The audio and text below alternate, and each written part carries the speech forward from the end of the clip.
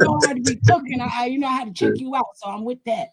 Okay. I need a real question because it seems like you got like a good mindset where I think you can answer this accurately. So I would appreciate what you think about this whole Jay Z thing in general. Huh? This whole Jay Z thing in general. All right, Jay Z has been playing his part with Diddy for a long time, and it may not be on the same level as Diddy. You understand? But Jay Z has done his dirt just like everybody have. You understand? Everybody have. It may be a different level of being dirty. You know what I'm saying? Because it's a lot of us don't believe in that short eye shit, and I never F with guys who like the young girls because I had daughters myself. You understand? So a lot of his stuff will be caught up. But see, what happens is that Jay has not made them people uncomfortable like Diddy did. You got to listen to what people say things, especially when they in that type of same entertainment with them. 50 Cent came out and he said, Diddy made those people uncomfortable. That means they can no longer trust him. They can no longer deal with him based on some of the things and the antics he did. Jay Z hadn't done that yet. Jay Z hadn't made no moves like that. So he's still protected. You understand? But have Jay did dirt? Yeah, Jay did dirt. Beyonce is the proof that Jay did dirt. You know, somebody told me, somebody hit me on an internet. She was 18 years old, so he was 30, so she grown. She not grown at no 18 years old. You ain't grown till you raise somebody to be grown. Or you've been involved with somebody like who's grown and you was instrumental in helping them grow. At 18 years old, she not grown. Nobody knew Jay was 30 in 99. He was 30 years old in 99. Dealing with a girl 17 going on 18. So that shows you a pattern. Who was that? Oh, I was locked up. What year you just said? Tell year you just said before you look at me like that. What year you just said? 99. Huh? 99, right? Yeah. I got locked up in 93, so that's why I'm letting you ride, because you like you said, I got to get caught up. So you're catching me up now. So that's why I asked you, who are you talking about? Because I don't know. And I was born in 86, so I like it. Like, let me know, Big G. Come on. Right. She was a little girl like 10, and I was fucking in prison at the time. I agree with him though, because I got kids though too, especially a daughter. So I think that's a little absurd. Yeah, so you got a 30-year-old man. Huh? Who are you talking about? What girl? Who was 17? Beyonce. Oh, I don't know. That's why I'm asking you. I was locked up, is what I'm telling you. She was 17 when she started talking to Jay. And I was already locked up 6 years. So I don't know. That's why I'm saying. So if you got a pattern of having short eyes, how if somebody say, the dude Jay don't talk to young girls. He got a pattern of talking to young girls. It's alleged that he was talking to Foxy Brown. It was alleged that he tried to talk to Maya. She was 17. It's a fact he was talking to a girl on 112th Street. And she was 16, 17. So my whole thing about it is that if somebody has a pattern like that, you understand, and then he marries a girl, he grooms her and keep her around, and they end up getting married, and he start talking to her at 17, 18 years old, and he's in his 30s. Why you can't believe that he did that before then? Why is it that he can't nip it in the bud? He could take a hair particle. He could what else? He could spit in a cup. He could do anything to do a DNA test on this kid that he said used to deal with his mother. His friends around him say Jay used to deal with his mother. He can put that shit to rest. Why is he fighting so hard to put that shit to rest? You understand? Because the girl was 15 years old and she had the baby at 16. That's why. Put that shit to rest.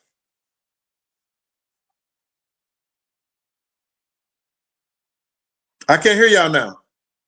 With that too, though, because I didn't even know half the stuff you done put me on about. Huh? I didn't even know half the stuff you put me on about. But see, people don't understand this, and this was crazy. It's nothing that happened in this city. I could go deep on a lot of different artists in this city that came from the New York area. Some in Atlanta, few in California. I could go hard and tell their stories and tell some unscrupulous bullshit, some shit that they did, but that wasn't my fight. Exactly. Oh, that wasn't my fight. They haven't said nothing bad about me. They haven't they haven't come and talk crazy, this, that, and the third about me. So where is your fight? You know what my fight was. Say it. My fight was with Puff. You know my fight was with Puff. What he did to Mama Jones. Huh? Man, don't act like you scared now. Nigga, I ain't never scared, bro. I know that's right. Don't act like you scared. If I was scared, you'll see me parked in front of the church. I ain't never scared. And you know I ain't never been scared of nothing and nobody. You understand? My whole thing, that was my fight. So that's why I told those stories. That's why I told those stories. But don't think Gene Deal, Unique, don't think Gene Deal ain't got stories. Don't think 50 just told them niggas on the Instagram, I got the sidewalk fair from Gene. That's why y'all up in here. Why is 50 saying that? You know why 50 said that shit? Because 50 know what was real. 50 know who I was. You understand what I'm saying? I'll be sure is my man. Eddie F. them is my man. I got dudes up in Pete Rock, them up in Mount Vernon. They know how deep and how hard. Jeff Dixon them. Ludacris them, that team. I did a lot of shit. I've been around. The only reason y'all heard Puff's story and just Puff's story, I had a problem with him not coming to the table, doing what he was supposed to do, and being right. Hold up. You know, when you let me ride. When you say you've been around, that sounds like so sleazy. That sound about what? It sounds so sleazy. Okay, let me change it then. No Diddy. Facts. Yeah, say that. You don't like that? No swiping. He said, I've been around. I can tell you about everybody. I'm like, whoa. Yeah, but Unique, you know half the shit in Harlem didn't come through it unless it came through 112th Street. We had one of the biggest hustlers. We had one of the biggest hustlers. Shout out to Sasquatch, Rambo, Jerome, AD. You know what I mean? Come on, man. Edie, Jim Ice. Come on, son. We go all day. You understand? So all these guys around here, they sit around and talk shit and try to portray that, they just can't understand why Gene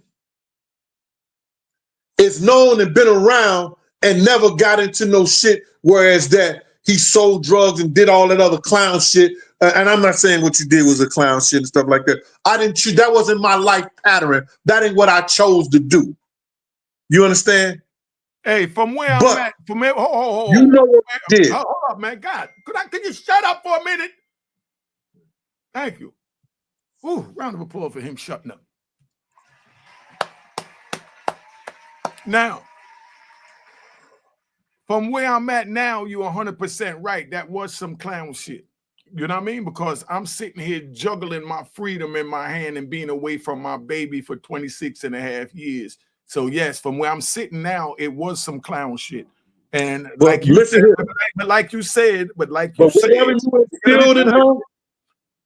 you instilled in her from the little time, and whether it was natural, she worked like a runaway slave to do those petitions, to do those things to get you out of jail. And that's a blessing to have a daughter like that on your side, man.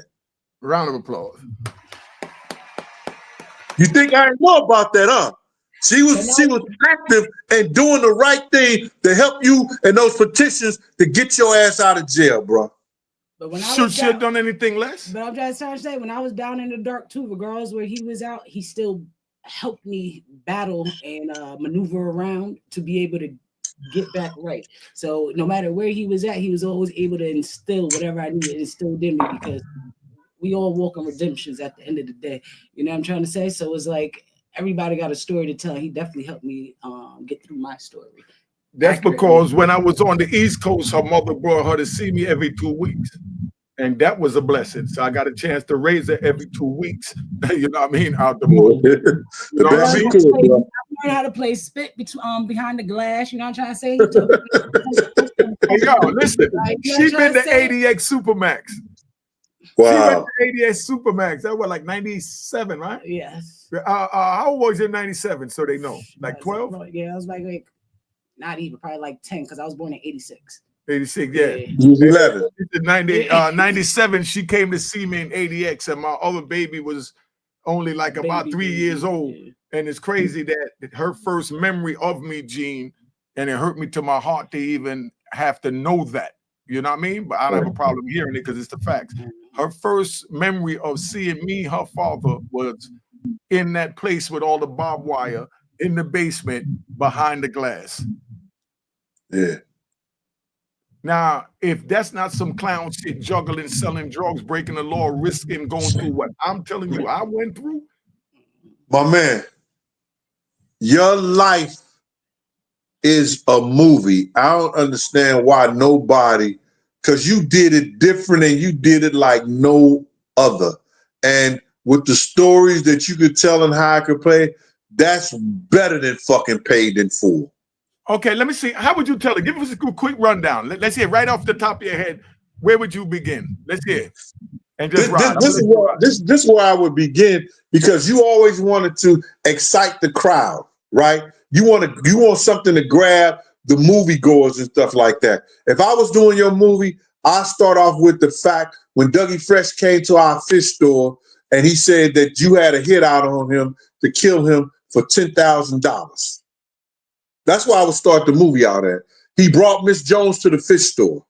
And so then him and Slick got into it, and Slick said, yo, Unique is Gene, man. Me and Unique is cool, but that's Gene, man. Gene deal with him. And Doug asked me to deal with you. Would I call you up and stuff like that? And when you came down there with all those colorful, I started off right there and have you and Doug work that shit out. When y'all worked it out, y'all talked it out in the fish store and stuff like that. And boom, then I go to your childhood about the shit that you was experiencing, what you said in Jamaica and everything like that. I can't hear you. I can't hear you. I said you was on the road too. We was feeling it. But I want to clarify something. I know you didn't have a hit, but I said Doug said it. Okay, yeah, get that right. Get that right. So when I pulled up with my crew, you know what I mean? What did I tell them to do when I got out the car? When you got out the car, I said, yo, Unique. I said, Unique. You making that block hot in the motherfucker right now. Could you, what's up? I said, you can have one guy with you or whatever like that, but Doug want to talk to you and everything so y'all can have a meeting. And you said, nigga, I don't need nobody with me. Hey, yo, y'all go down the block. Exactly. And hopped in the car and went down to the middle of 12th Street, 112th Street. You know? And you stood out there by yourself. And then I was like, yo, you good? He said, yeah, you good. I said, come on. He said, where you at? Where you at? I said, you thought he was in the game room, but I had him over in the fish store. And I was good because I had my 17 bitches with me. You know what I mean? You know? But I brought a bunch of other eyes and shooters with me in case, But if I call you and I tell you to do something like that, I'm going to die first. But you understand what I'm saying? That's why I trusted you to tell them go on down there. You know what I mean? Because I still have my girls with me, so I'm good. And I know you. But I'm going to die first. You know what I'm saying? I'm not going to let you do that on my watch. You know what I'm saying? I'm not letting nobody do nothing to you on my watch. You know that. All right, so take it into your soup. There you go. Attaboy. Yo, man, let's get out of here. It's been an hour. I'm supposed to be doing the show right now, man. Hold on. I want to hear where you're going to go with the Jamaica part. Hold on. That was good. My daughter liking it. She needed hearing my story instead of me telling her. She'd love hearing it from someone else. I love going back to Jamaica. And then, no, I would go to Jamaica, and then I have your grandmother telling you how Marcus Garvey is your family member and how the revolution and all this other stuff like that that y'all was going through in Jamaica and everything like that, and how your mother and them had to sneak out of Jamaica and then sneak y'all out of Jamaica, with no shoes and shit on and stuff like that into America.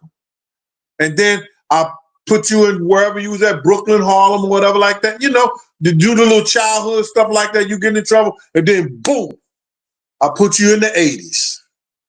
Woo, That's how I would start the story. Not the 80s. Yeah. Oh, man. See, so that's where we at. But what it is, they scared to death that I might be the old unique, and a lot of them don't want my story out there because they know when they see my story, they'll realize what's the story. You know what I mean? And that's what it is, and that's why they call me the cockiest kingpin. G know what I'm talking about. But it will get done, you know what I mean? And if I got to save my own crunions to do it, you know what I mean? It's a hell of a story of redemption and still being here. A lot of times you get guys who tell their story, brother, and they not here, and people tell stories for them. You understand what I'm saying? It's you're here, you're living proof. You understand that you didn't have to be locked up for no 30 years to learn your lesson. You're living proof that a man could come out from behind those cold gates, those bars, that iron bed, and show redemption and help the community and do the right thing.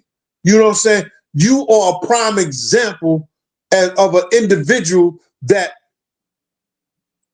has shown society that he has reintegrated himself back into society in a proper way that is helpful. And that society is at a loss now without him. And can't get no better than that. You already know. Gene, I know you want to go. But I got one more thing, and you can make it as quick and short as you like. But I like how you said the whole thing about Diddy made people uncomfortable, opposed to Jay Z. You understand what I'm trying to say? Can I hear a little bit about that real quick? What'd you say? I want to hear a little bit about that real fast on how you feel. He said, say it again. He didn't understand it. I want to hear a little bit about how you said that Diddy made people uncomfortable, opposed to how Jay Z. See, Diddy knew he had did dirt amongst a whole lot of people in the industry. You know what I'm saying? And people was not feeling good about him no more. And then with his drug use, he become a radical. He think that his shit don't stink. So what he started doing is this. He was thinking that he could beat those white guys at their own game. And he actually did, because he had a good case against them. But it's an old saying, you don't bite the hand that feeds you. Yo, he did. And those people he did beat him. Huh? He did beat him. That's what started all of this. But go ahead, finish. Yeah, he did. I did say he beat him. No, I did say he beat him. Okay, you know me, I'm burnt. Go ahead. You just agreeing with you. Okay. I say so he did beat him, but he bit the head to feed him. You understand? So now they're gonna say, "Oh, okay, we know of all your dirt. Don't you know? As soon as you sign an NBA contract, an NFL contract, a baseball contract, they sign, and you from the hood, they assign an investigator to you." I had one of my guys that was not only did security for the NBA, he was an investigator for them also. They investigate everything that you do in the streets. So they knew of Diddy, all Diddy dirt, but they was keeping behind. They could use him. He was making them millions and billions of dollars. So we're not gonna let his dirt out. So now he done bit our hand. We're gonna open our hand. And we're gonna let y'all see all the dirt this motherfucker been doing. And that's why he made them uncomfortable. Oh, nice. All right? I like that, though. I like that. I appreciate you. Respect for answering the question. I agree with that, though, too, because at the end of the day, drugs do get people changing. He started acting like as you said, his stuff don't stink. So, things happening. It's hard when you try to start battling somebody bigger than you that already got evidence on you. Talk about their following. That's crazy. It's a lot of work. You know what I'm trying to say? But they got what they wanted, and apparently that's what we're sitting and waiting to see what happens now. All right. All right. All right, G. All right. Subscribe to Juanita Mecca Audio. I ain't gonna forget about that macaroni and cheese. I want to mind some fried chicken too. Hey, yo, I just want to plug this right here. This is My World of Bodyguard and the Hip Hop Star, and Life After Death, When Bodyguard and the Hip Hop Star. My 2 books. You can get them on Amazon, or you can cash out Big Gene 52 and put in the description, put your address in there, and I'll get them out to you within 24 hours. You already know. All right. You already know both of the books on Amazon. Aurora and Harlem at Amazon. Also, you ain't the only one doing YouTube. You might have more books than me and be bigger than me on YouTube, but you're still a little Gene to me. And y'all better come both of them, please. Appreciate Hey, yo, Gene, you know your knees too bad though, man. Huh? You know your knees too bad, man. You know you're getting old, son. I don't know what y'all gonna. Yo, I'm about to go on YouTube and do that Tupac shit, but I'm gonna be hopping doing some steps to it. I'm gonna show y'all. I don't know. Y'all listen to these crackhead, half of coke fiends and stuff like that that say some dumb shit on the internet, and then you try to make it true. You can't make that shit true about Big Gene. Okay. You can't make that shit true about Big Gene. Ain't nothing wrong with my knees, bro. Nothing at all. First thing I'm gonna do is kick in your knees to bring you down to the floor so that I could just run around you and stomp you all in your face. Man. What you gonna do if I kick you in your knees, G? Man, all that shit sound good. It make you feel good, but it won't be healthy. All right, let's tone out. Yo, good looking, G. Love you, family. All right, salute. All right. Y'all take care. Cheers, all right, cheers. peace. The crime.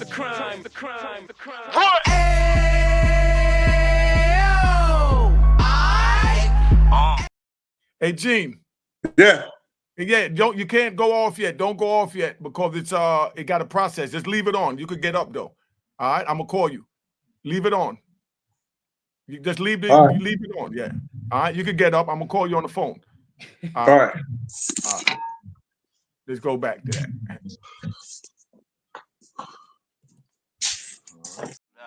Cheers. The crime.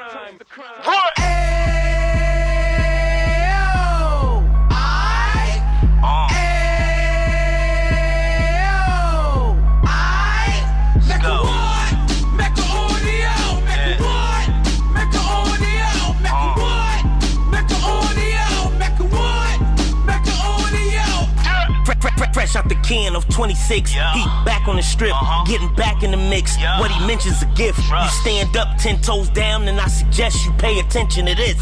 Real. Take a little gully posse and put it in Harlem. He cut from the bottom, came up from the bottom. Drop the book, you should go and get it. The Instagram page and the YouTube, you could go and visit. Yeah. Then you could consider yourself LinkedIn. Real. Sit front row and get Jews from a kingpin. How he went through it, so you ain't gotta go do it. To not pay attention would be stupid. Talking about a man that probably put your grandfather on. Probably the reason that him and your grams got along. A man that generated millions on the block, did his time, never squilling to the cops, make an audio.